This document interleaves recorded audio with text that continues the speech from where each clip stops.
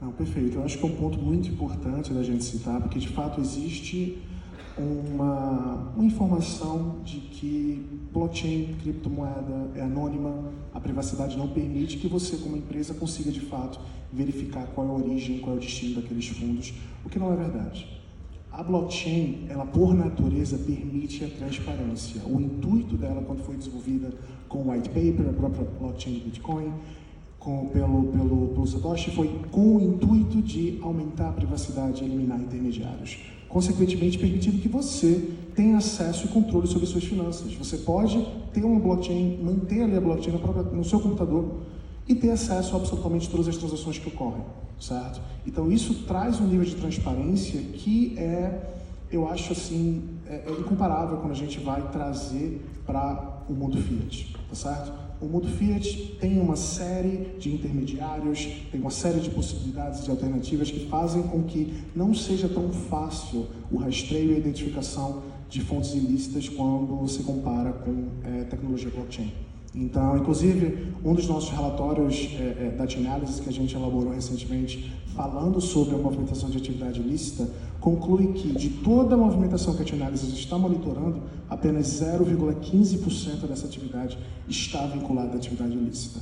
E isso mostra claramente que, no momento, todas as pessoas, os atores ilícitos, hackers, eles têm conhecimento de que a transparência e o anonimato nas criptomoedas não é como eles achavam que era há 5, 6 anos atrás, tá certo? Então, a gente tem casos muito, muito relevantes, inclusive a Bitfinex, que é uma das exchanges, uma das maiores exchanges norte-americanas, ela foi hackeada, acredito que em 2015, 2016, não sei exatamente o ano, e recentemente os atores responsáveis eles foram identificados, tá certo?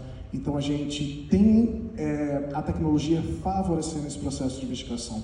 Tem um caso também muito interessante que a gente gosta de trazer, que é um caso que até a própria Chainalysis trabalhou diretamente, que foi na derrubada de uma rede de pornografia infantil. Existe um site chamado Welcome to Video, basicamente uma cooperação internacional entre diversas agências de investigação, utilizando ferramentas como a nossa, utilizando o banco de dados de criptomoedas, conseguiram de fato identificar quem eram as pessoas responsáveis por esse compartilhamento de material de pornografia infantil e até mesmo de fato com a escravidão sexual de crianças no Sudeste Asiático. Essas pessoas elas foram presas, foram identificadas, e tudo isso porque a tecnologia blockchain permite que você, de fato, consiga ver essas transações.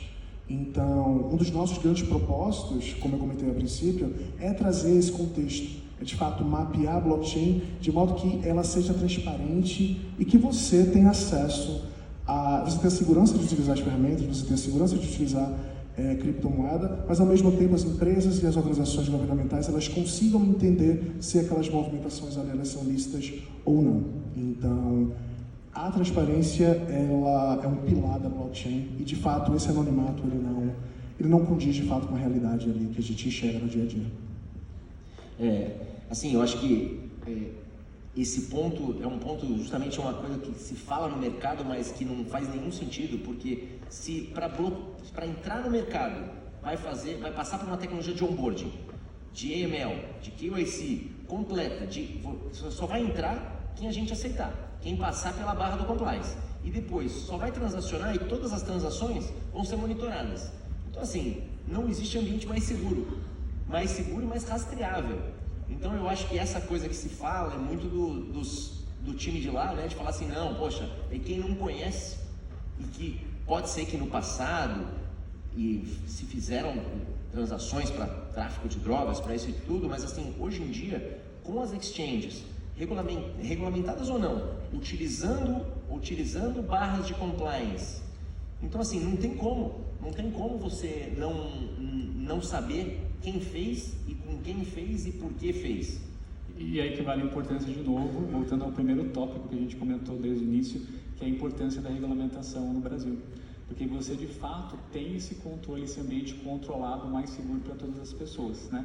Então, se a gente for comparar pequenas fintechs ou de exchanges que ainda não seguem essa regulamentação, são essas que agora vão ter que seguir para garantir que esse controle, essa segurança para todos os clientes são realmente disponíveis aí para todo o mercado, né? Então, como o Ricardo acabou comentando, a gente tem muitos bloqueios. A gente tem toda uma validação de onboard, a gente vai validar o seu CPF, a gente vai validar o seu documento, tem a questão da validação de e-mail, IP, a gente consegue identificar a sua residência, faz um batimento dessas informações também.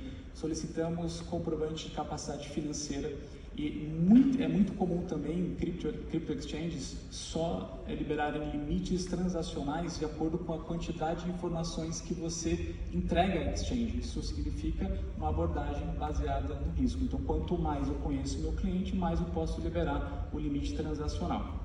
Dito isso, temos também a Chain Analysis, nós utilizamos inclusive, que traz, dependendo do risco daquela transação no blockchain, se o risco for alto, a gente consegue basicamente bloquear aquela transação, ela nem sai, inclusive, da nossa carteira. Então, são itens que a gente começa a ver